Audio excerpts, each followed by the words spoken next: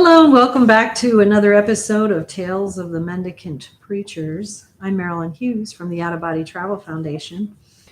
I wanted to read to you from the studies and writings of Allan Kardec, one of the founders of the Spiritist movement. This book is called Heaven and Hell. These are some of the interesting diaries that they received from the spirit world in the 1800s when they did all their research. And this one is from the chapter on happy spirits, which is in the second part of the book, which contains examples of happy spirits, average spirits, unhappy spirits. This is one of the happy spirits. His name is Samuel Philippe. And I thought his account of his after-death experience was very interesting. So let's take a look at it. Samuel Philippe was a righteous man in every sense of the word. No one could remember having seen him commit an evil act or having intentionally wronged anyone in any way. He was unrestrictedly devoted to his friends, who were always sure to find him at their service when they needed him, even at the expense of his own private interests. Work, fatigue, sacrifice, nothing kept him from being useful. He served naturally, without being ostentatious, and seemed perplexed whenever anyone gave him any credit for it. He never wished ill on anyone who had harmed him. Instead, he sought to be of service to them as if they had actually done good to him. Whenever he endured ungratefulness, he would say to us, "I'm not the one you should pity, they are." Although he was very intelligent and endowed with much energy, his very laborious life was obscure and full of severe trials. He was one of those elite types who flourish in the shadows, whom the world does not recognize and whose light is not reflected over the earth. Through an understanding of Spiritism, he acquired an ardent faith in the future life and a great resignation before the ills of earthly life. After having suffered a painful disease, he died in December of 1862 at the age of 50. He was truly mourned both by family and friends and has been evoked many times since his death. And so what they do here is they question him. And so they say, "Do you clearly remember your last few moments on earth?" His reply is, "Perfectly. My memory of them has returned to me little by little, although at the time my thoughts were still confused." Because your exemplary life awakened our interest so much, would you mind describing to us for our own instruction how your passage from the corporeal to the spirit life occurred, as well as the situation in which you now find yourself in the spirit world? Gladly. This account won't be useful only to you, but to me as well. In turning my thoughts back to the earth, the comparison will enable me to appreciate even more the goodness of our Creator. You know how full of tribulation my life was. However, I never lacked courage in the face of adversity, thank God. Now I must congratulate myself on it. How much I would have lost if I had given in to discouragement. I quake at the thought, for then my suffering would have been of no use and I would have had to start all over again. Oh, my friends, may you grasp this truth, for in it resides the happiness of your future. No, a few years of suffering is certainly not too much to pay for such happiness. If only you knew what a few years are when compared to eternity. If my last life did in fact have any merit in your eyes, you would not feel the same regarding the ones before it. It was only due to much personal effort that I have become what I am today. To erase the last traces of my previous wrongs, I had to suffer those final trials, and I voluntarily accepted them. I drew from the firmness of my resolution the strength to bear them without complaining. Now I bless them, every single one of those trials. Thanks to them, I have broken my connections with the past, and it has become only a memory. I can now with true satisfaction contemplate the path I have traveled. O you who made me suffer while I was on earth, who were hard and ill-willed toward me, who humiliated and afflicted me, whose bad faith often led me to the hardest privations, I not only forgive you, I thank you. Wishing to do me wrong, you didn't even suspect that you were actually doing so much good. It is therefore true that I owe you for a big part of the happiness I now enjoy, for you provided me an opportunity to forgive, to return evil with good. God put you in my way in order to test my patience and enable me to practice the most difficult kind of charity, loving one's enemies. Please don't get impatient at this digression. I will now finally address what you have asked of me. Although I suffered dreadfully with my final illness, I didn't pass over in agony. My death was like sleep, without struggle or shock. Since I had no fear about my future, I didn't try to cling to life, and consequently didn't have to struggle during my last moments.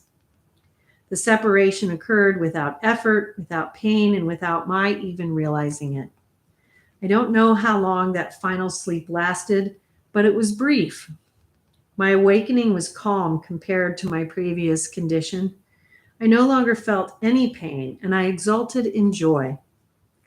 I wanted to get up and move around, but a sort of gentle numbness, which had nothing disagreeable about it, which even had a certain appeal, restrained me, and I gladly surrendered myself to it, without being aware of my situation, but having no doubt that I had just left the earth.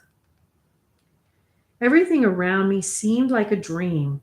I saw my wife and some friends kneeling and weeping in my room, and I told myself that they obviously considered me dead. I wanted to correct them, but I couldn't articulate any words, and this led me to the conclusion that I had to be dreaming. What seemed to confirm this idea was that I saw myself surrounded by many beloved individuals who had died a long time ago, and others whom I did not immediately recognize, but who seemed to be watching me, waiting for me to wake up. This state was interlaced with moments of lucidity and drowsiness, during which I alternately recovered and lost consciousness of myself. Little by little, my mind became clearer. The light that I had only glimpsed through a type of fog became brighter. I then began to recognize my state and understood that I no longer belonged to the terrestrial world. If I had not known Spiritism, the illusions would have undoubtedly been prolonged for quite some time.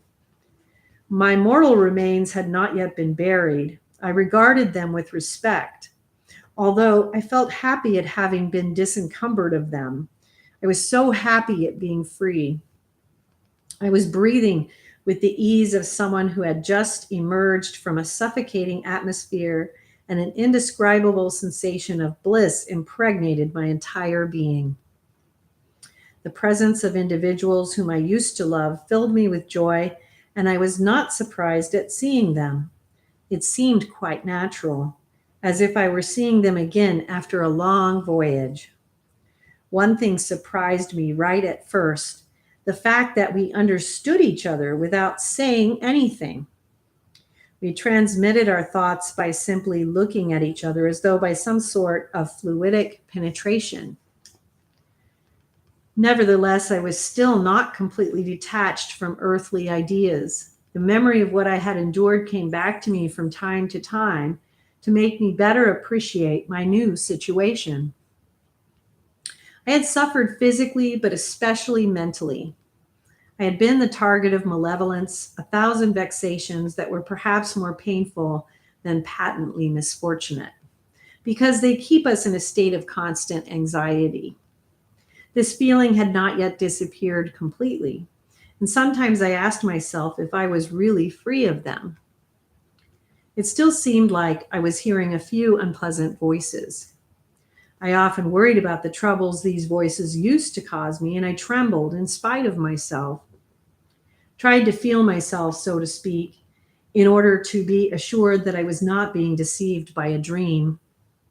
And when the certainty hit me that all that had indeed ended, I felt I had been relieved of an enormous weight. It is thus quite true, I told myself.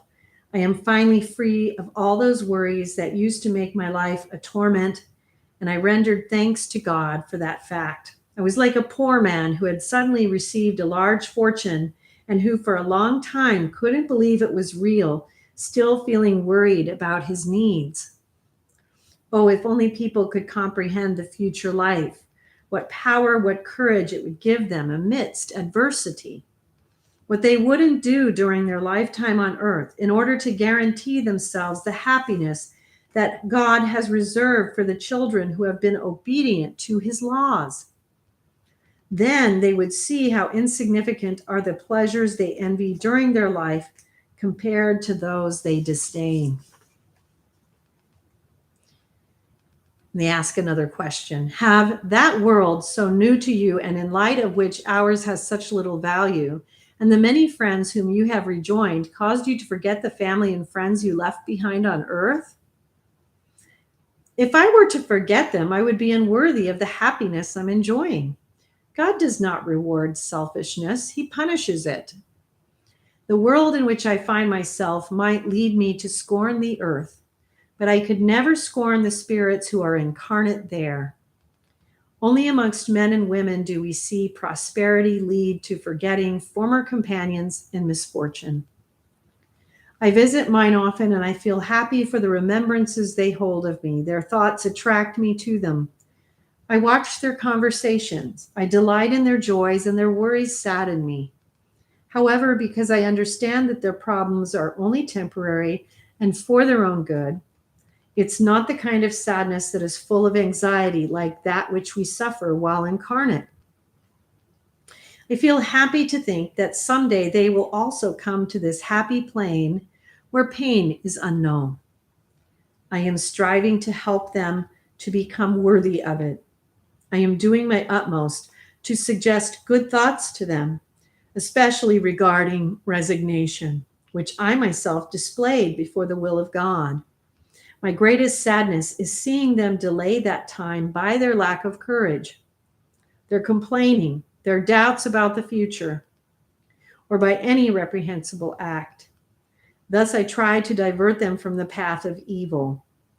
Whenever I am successful, it is a great happiness for me, and all of us here rejoice. Whenever I fail, I sadly tell myself once more they have delayed their moment of joy. But I am consoled when I remember that none are irredeemably lost. Samuel Philippe, and that's from Allan Kardec's Heaven and Hell.